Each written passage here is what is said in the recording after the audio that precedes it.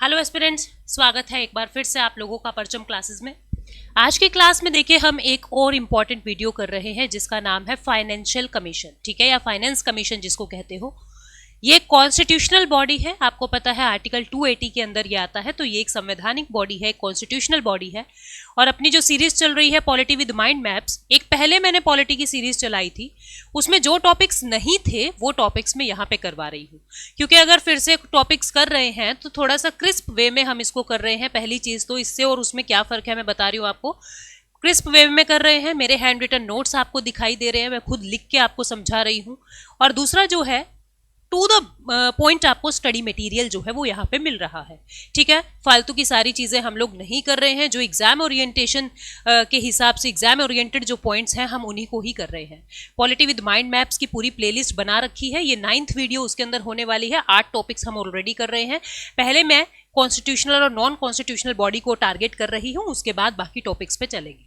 तो पहले आज की क्लास में हम लोग कर रहे हैं फाइनेंस कमीशन, जो आर्टिकल 280 के अंदर आता है। This is important for all examination. आप किसी भी एग्जाम में बैठ रहे हो, वन डे एग्जामिनेशन है, यूपीएससी है, एसएससी है, आरबीआई ग्रेड बी है, आरआरबी का एग्जाम है, किसी का भी आपका एग्जाम है, हर किसी एग्जाम के अंदर ये बॉडीज जो है वो पूछी जाती हैं। तो फाइनेंस कमीशन क्या होता है, कैसे काम करता है, उसको समझेंगे, लेकिन उससे पहले कुछ इंपॉर्टेंट जानकारी आपको बताती हूँ। आप पढ़ तो लेते हैं, लेकिन फिर भी आप में से बहुत सारे एस्पिरेंट्स कहते हैं मैम सिलेक्शन नहीं होता, मैंने ये भी पढ़ लिया, मैम मैंने ये वीडियोस भी कर ली, ये नोट्स भी पढ़ लिए, ये किताब भी पढ़ ली, पर सिलेक्शन नहीं होता। उसकी वजह है लैक ऑफ प्रैक्टिस। आप प्रैक्टिस नहीं करते। तो प्रैक्टिस के लिए परचम क्लासेस आप लोगों के लिए एसएससी सीरीज लाया है, पूरी टेस्ट सीरीज लाया है, जिसके अंदर आपको सब्जेक्ट वाइज ब्रेक मिल जाएगा, जिसके अंदर आपको सेक्शनल वाइज टॉपिक्स के हिसाब से टॉपिक क्वेश्चंस मिल जाएंगे। जितने भी एमसीक्यू हैं डिटेल्ड एक्सप्लेनेशन के साथ आपको वहां मिलेंगे, और अपडेटेड पैटर्न के हिसाब से ही वहां पे पूरी टेस्ट जो है वो तैयार की गई है। टीयर 1 और टीयर 2 दोनों के लिए काफी इंपॉर्टेंट ये होने वाला है, ठीक है। यानी टीयर 1 और टीयर 2 दोनों के लेवल को ध्यान में रखते हुए पूरी टेस्ट सीरीज जो है हमारी टीम ने बनाई है। आप लोग परचम ऐप पे जाके इसमें इनरोल कर सकते हो, ठीक है। और कोई एस्पिरेंट अगर मेरे साथ पॉलिटी और इकोनॉमी बहुत इजी वे में और बिल्कुल जीरो से करना चाहता है तो आप लोग इनरोल कर सकते हो। एसएससी की इकोनॉमी करनी है या पॉलिटी करनी है, जीरो से हाई लेवल तक की, जिसने आज तक कुछ नहीं पढ़ा, बिल्कुल रॉ स्टूडेंट कोई है और वो पढ़ना चाहता है, तो आप लोग इन 2 बैचेस के अंदर इनरोल कर सकते हो। These are separate batches, one for economy and the other for polity. दोनों को मैं करवा रही हूँ बिल्कुल जीरो से हाई लेवल तक, ठीक है। तो देखते हैं फाइनेंस कमीशन के बारे में। What is finance commission?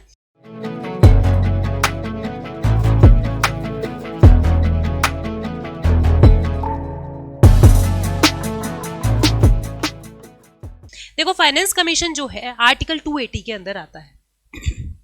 किसमें आता है? आर्टिकल 280 में आता है, ये बात आपको पता है, ठीक है। पार्ट कौन सा है? ये पार्ट 12 है। कौन सा पार्ट है? पार्ट 12 है ये, ठीक है। और ये क्वाजाई जुडिशियल बॉडी है। क्वाजाई जुडिशियल का मतलब क्या होता है? अर्ध न्यायिक बॉडी। क्योंकि फाइनेंस कमीशन क्या करता है?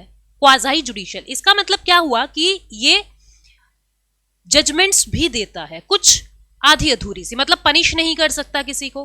लेकिन फाइनेंस कमीशन का मेजर काम तो देखो क्या होता है। जैसे सेंट्रल गवर्नमेंट है, सेंट्रल गवर्नमेंट के पास जितना भी टैक्स का पैसा आता है, वो टैक्स का पैसा स्टेट में कैसे बांटा जाएगा, उसका एलोकेशन स्टेट को कितना मिलेगा, डिवोल्यूशन स्टेट के पास कितना जाएगा, ये काम फाइनेंस कमीशन का होता है, ठीक है। ये काम वित्त आयोग का होता है। तो अब जो वित्त आयोग है उसको क्वाजाई जुडिशियल बॉडी क्यों कहते हैं? क्योंकि बहुत बार ऐसा होता है, कुछ केसेस फाइनेंशियल मैटर पे ऐसे होते हैं जिसपे इसकी जजमेंट की जरूरत होती है। प्रेसिडेंट जब इसको कह देते हैं कि भाई तुम इस बात पे सलाह दो, ये फाइनेंशियल मैटर का है, इस पे सलाह दो, तो ये वो सलाह, वो रिकमेंडेशन देता है। लेकिन पनिश वगैरह का तो काम इसका है ही नहीं बिल्कुल किसी भी तरीके से, तो इसलिए इसको क्वाजाई जुडिशियल बॉडी कहते हैं, अर्ध न्यायिक संस्था कहते हैं, ठीक है। आर्टिकल 280 पार्ट 12, और it's a quasi judicial body, और ये कॉन्स्टिट्यूशनल बॉडी है। कॉन्स्टिट्यूशनल है। कॉन्स्टिट्यूशनल क्यों? कॉन्स्टिट्यूशनल क्यों? क्योंकि आपको पता है कॉन्स्टिट्यूशनल बॉडी क्यों कह रहे हैं? बिकॉज ये हमारे संविधान के अंदर लिखा हुआ है, आर्टिकल 280 के अंदर इसको जगह मिली हुई है। तो कोई भी बॉडी जिसको संविधान में जगह मिल जाए वो कॉन्स्टिट्यूशनल बॉडी है। तो फाइनेंस कमीशन भी एक कॉन्स्टिट्यूशनल बॉडी है, ठीक है। फाइनेंस कमीशन भी एक कॉन्स्टिट्यूशनल बॉडी है, ये बात हमने पढ़ी।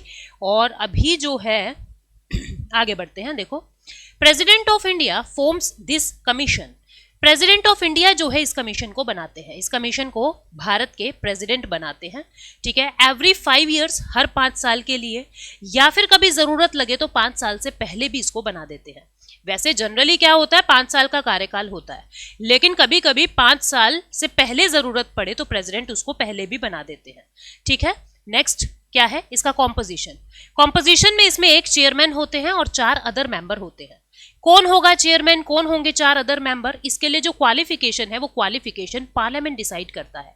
क्वालिफिकेशन कौन डिसाइड करता है, पार्लियामेंट डिसाइड करते हैं, यानी डिटरमाइंड बाय पार्लियामेंट। पार्लियामेंट जो क्वालिफिकेशन डिसाइड कर देगा वही क्वालिफिकेशन यहाँ पे होगी। तो क्या क्वालिफिकेशन पार्लियामेंट ने बताई हुई है उसको देखिए जी। पहले चेयरमैन के लिए देखते हैं क्या क्वालिफिकेशन पार्लियामेंट बताता है। चेयरमैन के लिए पार्लियामेंट कहता है कि उसको पब्लिक अफेयर का एक्सपीरियंस होना चाहिए। कोई भी वो व्यक्ति जिसको पब्लिक अफेयर्स का एक्सपीरियंस है वो चेयरमैन बन सकता है। और सीधी सी बात है, लिंक्स तो होते ही हैं, मतलब कि पॉलिटिकल अप्रोचेस और मतलब राजनीति से जुड़ा हुआ होना। अब ऐसे तो कोई घर में किसी को बहुत ज्ञान है, अब राष्ट्रपति को क्या पता कि किसको कितना ज्ञान है, ठीक है। तो पब्लिक अफेयर का एक्सपीरियंस होना चाहिए चेयरमैन को। और जो 4 अदर मेंबर होते हैं उनमें जो व्यक्ति होंगे 4, इन 4 में से एक एक क्वालिफिकेशन उनमें होनी चाहिए, ठीक है। जैसे या तो वो हाई कोर्ट का जज हो, ठीक है, पहली क्वालिफिकेशन, या तो वो हाई कोर्ट का जज हो, या फिर जज नहीं है तो जज वाली क्वालिफिकेशन सारी पूरी करता हो, ठीक है। जज हो या जज नहीं है तो जज वाली सारी क्वालिफिकेशन पूरी करता हो, पहली चीज। दूसरी चीज, a person having specialised knowledge of finance and account, कोई वो इंसान जिसको फाइनेंस और अकाउंट की स्पेशल नॉलेज है, बहुत ज्यादा ज्ञान है जिसको वित्त का, अकाउंट्स का, ठीक है, या फिर जिसको फाइनेंशियल मैटर और एडमिनिस्ट्रेशन का एक्सपीरियंस है। फाइनेंशियल मैटर और एडमिनिस्ट्रेशन का एक्सपीरियंस है जिसको, वो व्यक्ति भी जो है वो इन मेंबर्स में शामिल हो सकता है, ठीक है। या फिर जिसको इकोनॉमी का स्पेशल नॉलेज हो। तो 4 क्या क्या बताया, या तो वो हाई कोर्ट का जज हो, जज नहीं है तो क्वालिफिकेशन पूरी करता हो जज बनने की। दूसरा जो है, दूसरा क्या बात बताई है, दूसरा जो है उसको फाइनेंस और अकाउंट की नॉलेज हो, फाइनेंशियल मैटर और एडमिनिस्ट्रेशन का ज्ञान हो, और इकोनॉमी में उसको स्पेशल नॉलेज हो। इन 4 जो मेंबर्स हैं उन चारों में से इनमें से कोई भी एक क्वालिफिकेशन वो पूरी करते हो तो वो फाइनेंस कमीशन के चेयरमैन मेंबर्स बन सकते हैं। अब टेन्योर की बात करते हैं। मैंने आपको बताया टेन्योर 5 साल का होता है, लेकिन अगर कभी जरूरत लगे तो प्रेसिडेंट उनको समय से पहले भी नए फाइनेंस कमीशन को बना सकते हैं, ठीक है।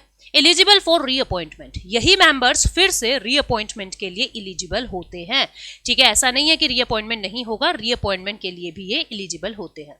फंक्शंस क्या क्या हैं इसके, अब समझना मेरी बात को आराम से। ये क्या करते हैं, ये टैक्स डिवोल्यूशन करते हैं। क्या करते हैं, टैक्स डिवोल्यूशन करते हैं। टैक्स डिवोल्यूशन का मतलब क्या होता है, टैक्स का बंटवारा करते हैं, टैक्स डिवोल्यूशन, ठीक है। सेंटर का जो टैक्स है वो स्टेट के साथ साझा किया जाता है। सेंटर का जो स्टेट है वो, सेंटर का जो टैक्स है, यानी सेंटर जो भी टैक्स का पैसा कलेक्ट करता है वो स्टेट के साथ साझा किया जाता है, बांटा जाता है। अब 2 तरीके का टैक्स डिवोल्यूशन होता है, एक को कहते हैं वर्टिकल डिवोल्यूशन। क्या कहते हैं, वर्टिकल डिवोल्यूशन, ठीक है। और एक होता है, यानी कि वर्टिकल डिवोल्यूशन कह दो, वर्टिकल एलोकेशन कह दो, यानी कि आप कह सकते हो लंबवत बंटवारा, ठीक है। हिंदी वाले एस्पिरेंट्स क्या कहेंगे, लंबवत बंटवारा। और दूसरा होता है हॉरिजॉन्टल डिवोल्यूशन। दूसरा क्या होता है, हॉरिजॉन्टल यानी क्षैतिज बंटवारा, ठीक है। अब ये वर्टिकल क्या होता है और हॉरिजॉन्टल क्या होता है, सबसे पहले वर्टिकल समझते हैं। वर्टिकल होता है जैसे स्टेट के सेंटर के पास 100 रुपए आए टैक्स के, इन 100 रुपए में से कितना प्रतिशत पैसा वो स्टेट को दे रहा है।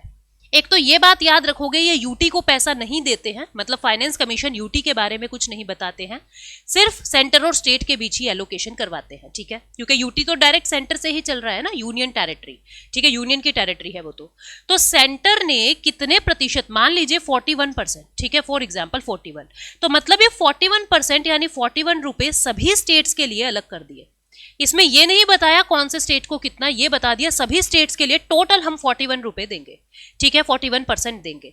तो यहां क्या हुआ कि सेंटर ने स्टेट को जो बांटा है, दिस इज वर्टिकल डिवोल्यूशन, कि टोटल स्टेट के पास कितना जाएगा।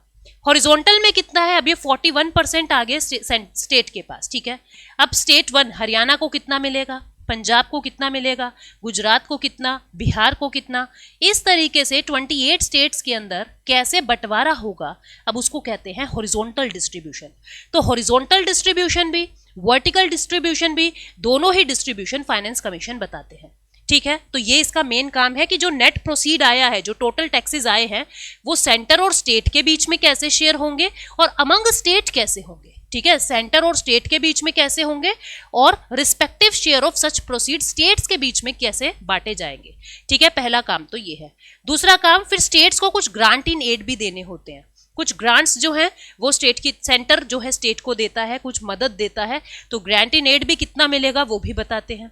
फिर कंसोलिडेटेड फंड ऑफ स्टेट जो होता है उसको सपोर्ट करते हैं। ठीक है, जो स्टेट फाइनेंस कमीशन रिकमेंड करता है, स्टेट फाइनेंस कमीशन की रिकमेंडेशंस के according central finance commission consolidated fund of state में भी मदद करते हैं, या फिर कुछ उन मैटर्स पे काम करते हैं जैसा प्रेसिडेंट कह दे। प्रेसिडेंट इनको कहेंगे फला फाइनेंशियल मैटर पे आपकी मदद की जरूरत है, इनको करना पड़ेगा। ठीक है, तो ये सारे फंक्शंस इनके होते हैं। अदर एस्पेक्ट्स क्या है, वेरी वेरी इंपॉर्टेंट पॉइंट, इनका सिर्फ एडवाइजरी नेचर होता है, यानी इनकी कोई भी बात बाइंडिंग नहीं होती है, जरूरी नहीं है इनकी बात माननी। ठीक है, बाइंडिंग नहीं होती इनकी कोई भी बात, एडवाइज करते हैं, एडवाइजरी नेचर के होते हैं।